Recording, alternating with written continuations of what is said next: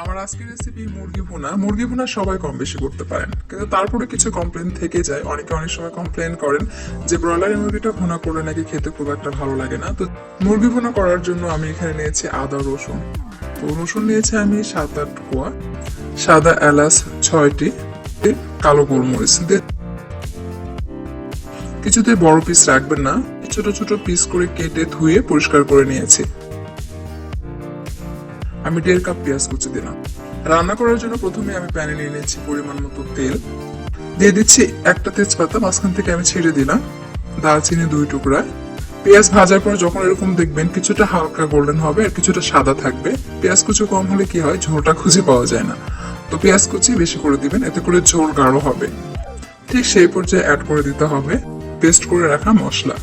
কারণ বড় পিস রাখলে কি হয়, মশলাগুলো ঠিক মতো ঢুকতে চায় না। ছোট ছোট পিস করলে মশলাগুলো খুব ভালোভাবে ঢুকে যায় এবং খেতেও অনেক বেশি টেস্টি হয়।